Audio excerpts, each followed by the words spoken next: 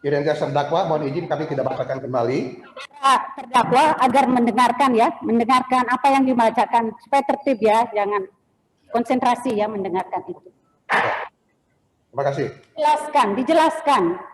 Ya, bahwa sebenarnya Gede Aryastina alias Jering ini sebagai terdakwa kami ajukan ke persidangan dengan tempus delicti pada hari Sabtu tanggal 13 Juni 2020 dan pada tanggal 15 Juni 2020 dan pada locus delicti bertempat di perumahan Casa Garcia, Jalan Intan Permai, Kerobokan, Kabupaten Badung, telah menggugah dengan sengaja tanpa hak menyebarkan informasi, yaitu yang berupa postingan ataupun unggahan pada akun Instagram miliknya sendiri, yaitu milik terdakwa, dengan alamat http://www.instagram.com.jrsfeed, yaitu pada tanggal 13 Juni 2020, dan pada URL https://www.instagram.com/bck2hcphwem. Adapun unggahan yang diposting oleh terdakwa tersebut ditujukan untuk menimbulkan rasa kebencian ataupun permusuhan individu dan atau kelompok masyarakat tertentu berdasarkan atas suku, agama, ras, atau antar golongan darah, yaitu kepada Ikatan Dokter Indonesia Wilayah Bali. Dari beberapa perbuatan tersebut, yaitu yang 2 kali terdakwa posting, telah mengakibatkan atau telah menimbulkan suatu tanggapan yang bermacam-macam dari sebagian warga masyarakat terhadap Ikatan Dokter Indonesia, yang pada intinya Ikatan Dokter Indonesia ini merasa telah ditebarkan nama baiknya atau merasa telah diprovokasi. Ada sebagian warga masyarakat yang menjadi tidak senang terhadap Ikatan Dokter Indonesia. Sebagai kelengkapan, ada beberapa tanggapan, beberapa hal tanggapan, tidak kami bacakan semuanya, dari netizen yang pada intinya sebagai berikut, yaitu dari @yami_n yang berbunyi, dokter diolok-olok terus. Kemudian dari akun @anandita YouTube Bigar, kita dipaksa bodoh, beli Jering. Kemudian dari Nanda Rizkana Permana, dokter bubar saja. Ada juga dari Arsa Dewa, bubarkan, dengan emotikon tepuk tangan, sok jadi malaikat, sweet, dan lain-lain. Postingan tersebut telah menimbulkan suatu kerugian kepada Ikatan Dokter Indonesia, yang mengetahui postingan tersebut akan mendapat perhatian, karena mengetahui postingan tersebut akan mendapat perhatian dari warga masyarakat, dan banyak menjadi ramai di media sosial, serta memperoleh komentar yang beragam. Oleh karena itu, terdakwa sebagai seorang public figure, sebagai anggota grup band Superman is Dead, yang memiliki fan cukup banyak, tersebar seluruh Indonesia, bahkan sampai ke mancanegara, bahwa akibat perbuatan yang dilakukan terdakwa dengan memposting pada akun Instagramnya tersebut, pada media sosial Instagram tanggal 13 dan 15 Juli tersebut, yang bernada membuat kebencian dan atau permusuhan dan atau penghinaan pencemaran nama baik terhadap dokter Indonesia, sehingga ini merasa sangat terhina dan dibenci oleh sebagian masyarakat dan dirugikan baik material maupun imaterial akibat dari postingan tersebut.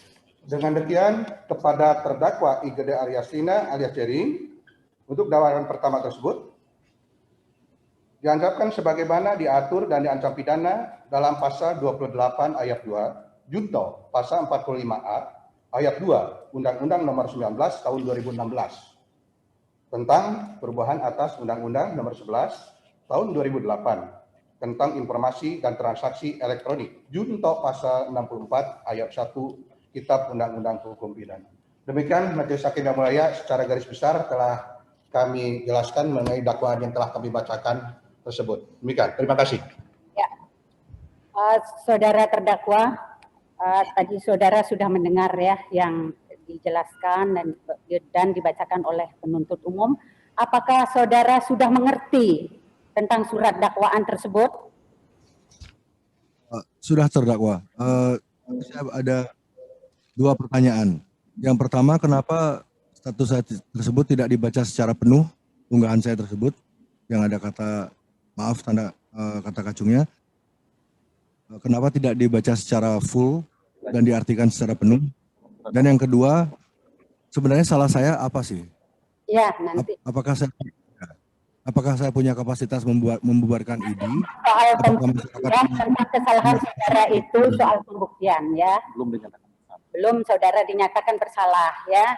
Jadi itu menyangkut soal pembuktian ya. Sekarang yang perlu saudara ketahui, apakah saudara mengerti yang sudah dijelaskan tadi? Ya.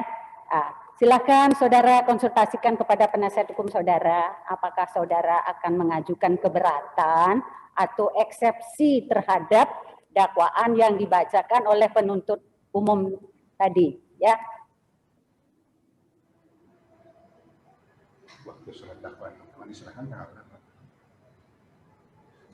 Ya, maaf yang mulia, nanti saya akan mengajukan eksepsi dan penasihat hukum saya juga akan mengajukan eksepsi. Terima kasih yang mulia. Jadi untuk persidangan hari ini belum siap ya, belum siap ya.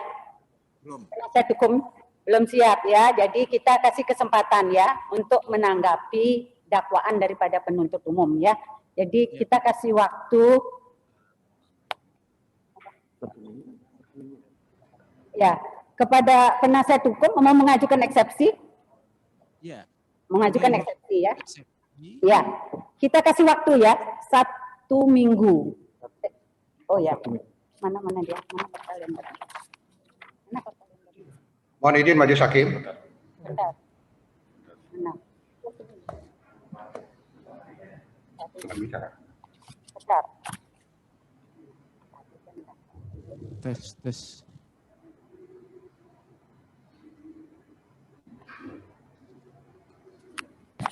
Tadi Bapak. Ini yang bicara siapa? Penuntut hukum atau penasihat hukum? Yang bicara itu? Belum.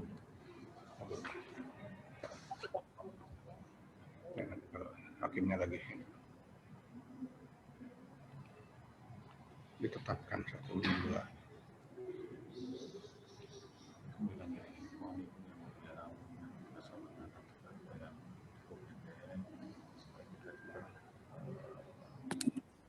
Jadi ada yang mau disampaikan oleh penasihat hukum? Tadi kan kami ditanya, kami akan mengajukan eksepsi majelis. Iya. Dan juga terdakwa Kristina.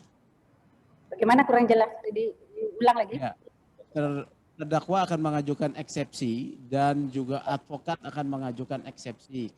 Oleh karena itu kami kalau boleh bermohon minta waktu 2 minggu. Sekiranya boleh bermohon. Terima kasih. Disambungkan 1 minggu 2 kali dulu.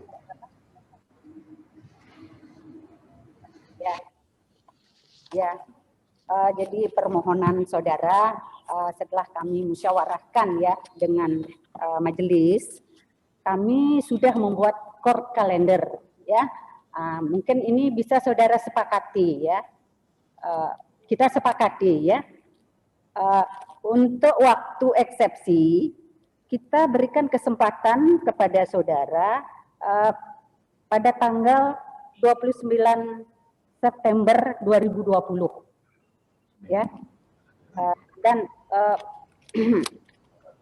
kemudian kita menjadwalkan juga untuk hari Kamis tanggal 1 Oktober 2020 tanggapan daripada penuntut umum. Kemudian tolong dicatat ya, baik penasihat hukum maupun penuntut umum ya. Kemudian hari Selasa tanggal 6 Oktober 2020 putusan sela. Pada hari Selasa tanggal 13 Oktober 2020 pemeriksaan saksi daripada penuntut umum. Kita kasih kesempatan sebanyak 2 kali ya. Yang selanjutnya diulang yang mulia. Oh ya, Yang pemeriksaan saksi sebentar kami ulangi, putusan sela. Sekira kalau terhadap putusan sela ini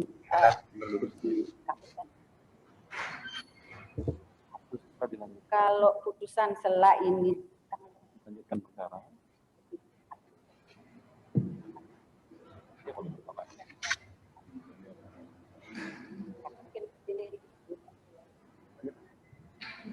kepada penasihat hukum, penuntut umum dan terdakwa, izin Pak Majelis perlu saya sampaikan bahwa Majelis Hakim sudah menyusun court calendar. Dalam artian, court calendar ini disusun sampai pada akhir putusan akhir. Ya. Dengan ketentuan. Yang mulia izin, suaranya berdengung yang mulia. Ya, Suaranya echo, berdengung. jauh ya.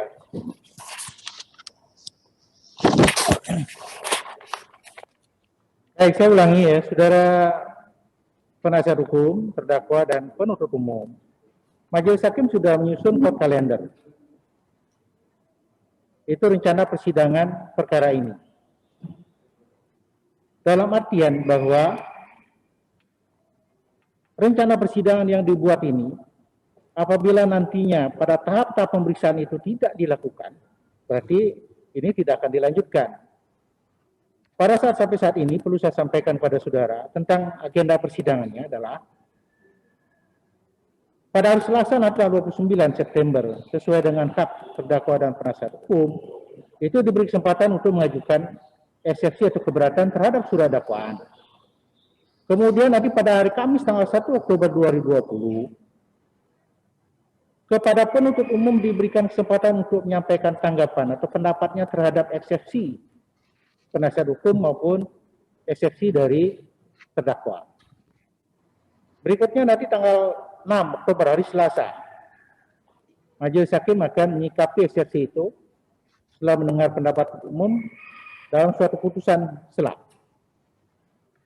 Kemudian sesuai ke kalender ini kami sudah susun untuk persidangan-persidangan berikutnya apabila ya pemeriksaan perkara ini harus dilanjutkan. Itu dengan pemeriksaan saksi yang mau tidak mau kami harus juga agendakan. Harus buat rencana persidangannya. Pada hari Selasa tanggal 13 Oktober, Kamis tanggal 15 Oktober, itu kesempatan pada penuntut umum mengajukan saksi 2 kali persidangan.